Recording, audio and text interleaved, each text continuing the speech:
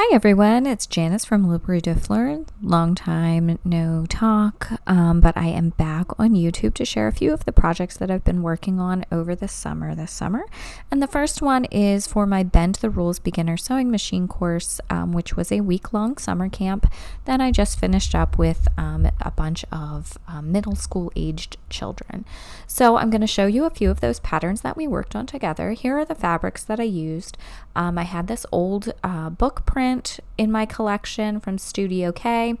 That's going to be the foundation of my pieces. I am also using some things out of my UFO projects. If you remember, I started a quilt a long time ago that was called Just One More Chapter, and I made a bunch of these little pieced book blocks, and I had a few that I didn't intend to use for that project, so I wanted to use them up here, and putting them together made the 18 and a half inches required piecework to the top of my bag. I will link the pattern below. I kind of got ahead of myself, sorry.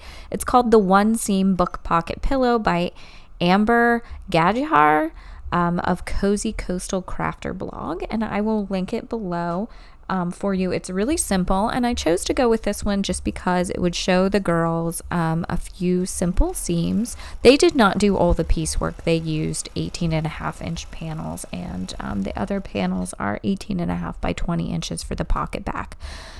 I had to piece mine, and I just kind of did it very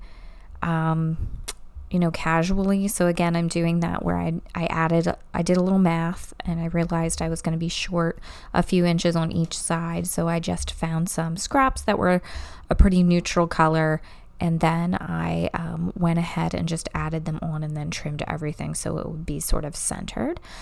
For my pocket pillow, I had to do even more patching to get that to sit on there, and I used this very neutral block. Now, if I went back and did it again, I would put these colorful blocks as the bottom pocket, and you'll see why at the end. I don't think they're highlighted enough here for me. Because once you put it's intended that you can put a book in it, like a reading pillow. And if you put something in it, then obviously it covers up all of my gorgeous patchwork. If it's just sitting there, it's fine. But again, if I was going to do it over, I would probably rearrange the placement. It doesn't really matter though. Here I am, I believe, fussing with the math on this, trying to figure out where I want to center everything. And, I do it really technically. I just kind of count out with my fingers and visualize what I want it to look like. And then I'm just going to trim it down. So you can see I end up with some pretty skinny pieces there. And then I'm just kind of trimming everything so it's straight before I add the next pieces of patchwork. And whenever I'm kind of improv sewing, I find this to be super fun. Sorry, the cord's in the way. I don't know. I had so many things going on this summer already. I do a lot of summer camps. I'm doing a senior center program, going on vacation with my family, all kinds of other projects in the works. So I just wanted to take you along, and like I had described in earlier videos this summer, it's just going to be kind of more of a quick and dirty version. So I hope that you like that and can understand. Otherwise, I probably wouldn't get anything out.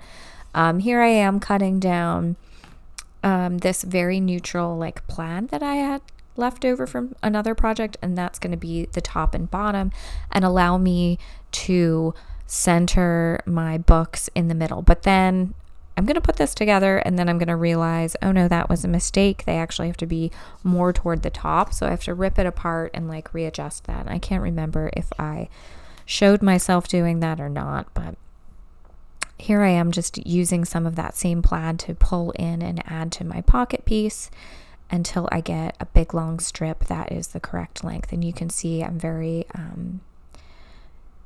very strategic, very technically pressing it in half to find the center.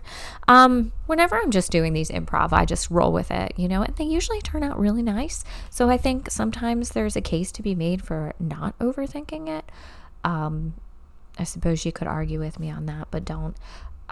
Anyways, it works out in the end, and I think it looks quite cute. So I was very happy and pleased with myself. and I'm just trimming it all up and trying to get a nice straight edge that I can sew on, because that actually does matter. Like maybe some of the other ways that I piece doesn't really matter, but getting those nice straight edges so things don't go all wonk doodle or you can't catch the parts that you need to catch in the seam, that actually does make a difference. So take time to like straighten things up when you're sewing, even if your measuring technique is a little chaotic.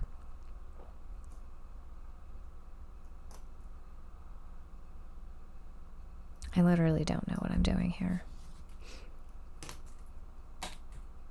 Oh, I'm measuring. Oh, I put a big piece on so I could roll my pocket over, because this pillow, you have to make a pocket. So when I had the girls do it, they just used the big pieces and they just folded it in half. So it's very much more simple than I'm showing here if you follow along with Amber's pattern. And again, I will link that below. If you're learning to sew and you want like a really cute giftable project to practice your skills on, this one is really good because it just has a few cuts, very large pieces that are very satisfying to sew. You mostly just have to go around the perimeter of the bag a few times, so there's nothing even tricky to creating it. And then you can get yourself an 18-inch pillow form and it will fit in there, or you can create your own pillow form, which is what I had the girls do at the end of the camp, where they made 18.5-inch two big squares, sewed them together, left a like hand-sized opening, so like maybe 4 inches of a hole that they could stick their hand in. They turned everything inside out and they stuffed it and made their own pillow form. So you can do that super simple, or you can buy one too. That's always fine. Here I'm making the back pockets with my base fabric of these tossed book prints, which I think is super cute. I got a ton of this for that One More Chapters project, but then it is like almost a little too neutral. So if I were going to finish that quilt, which I would love to finish some of my projects, it's on my list always, but we'll see. I guess I definitely have squirrel brain when it comes to this stuff, but anyways, I would get something a little bit more colorful because it's not that colorful, but for this application it works really good.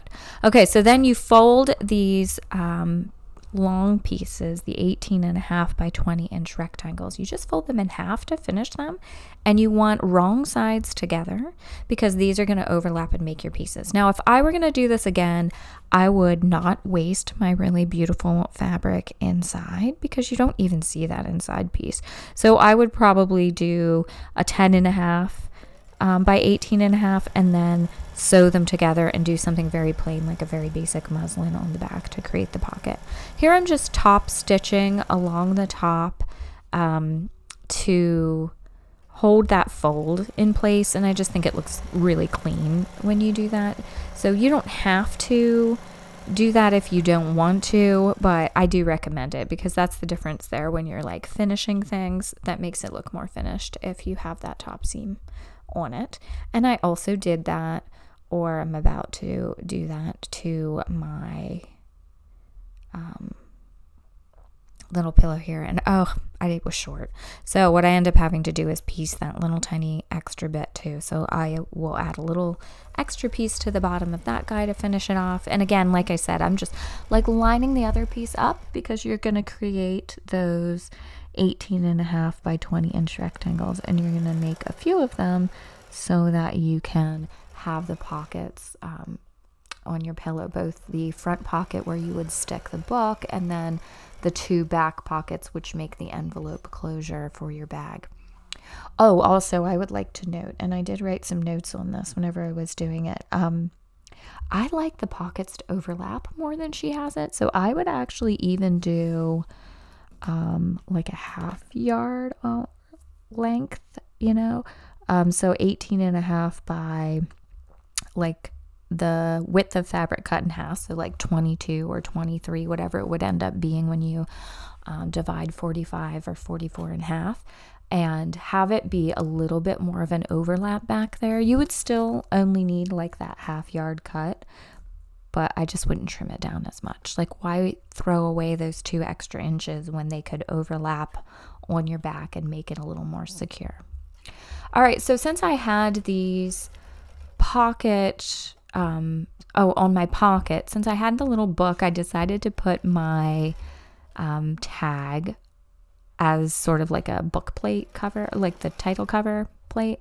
I thought that was pretty tricky, and I was really proud of myself. If you don't have that, you could maybe do like a little embroidery if you made one of these details, or if it's not simple, maybe you want to find somewhere else that you could put like a little handmade tag or something like that for people, because people really do like to know that it is handmade. I got the girls little handmade tags so that they could put those on their bags and just remember that they did it themselves. Oh, here's where I think I'm messing up, because I put wrong sides together, like I was going to flip it inside out, but you don't actually do that. You want to put them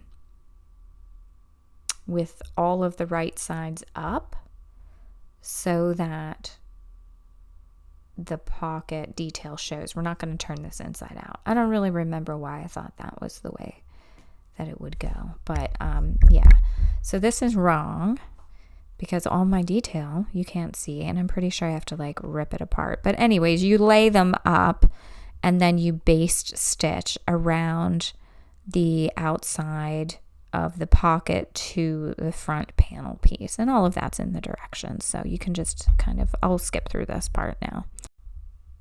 Here I am pretending that first part never even happened, and I am lining it up correctly. So you can see that you put your pocket pillow with the bottom raw edges aligning, and you can actually see all the detail work that I did this time, which is the point. And I'm going to pin it, and then I'm going to take it over to my machine and baste along all of the pocket edges, then attach it to the front panel of the book pillow. And I had the girls do this. They struggled a little bit, to be honest, with the idea of a basting stitch. Also, I think it's a little bit trickier because with a basting stitch, I'm typically going 1/8 of an inch away from the edge, and they were not able to sew that close without going off the edge, and B, not that accurate with their seams, which is pretty normal, I would say, for any time that you are working with kiddos, that maybe they would struggle with something like that. So I just encourage you that if you're new to sewing as well, like, don't stress. It doesn't have to be perfect. Their pillows still turned out super cute. You'll see at the end I put up a bunch of the pictures of what they made. And it doesn't really matter. Obviously, I'm supposed to do it correctly because I'm not only telling you how to do it, but I was telling 6 other new people how to work on their pillows. So it's important that I do a good job.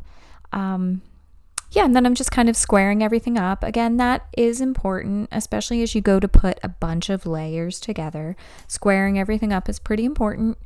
And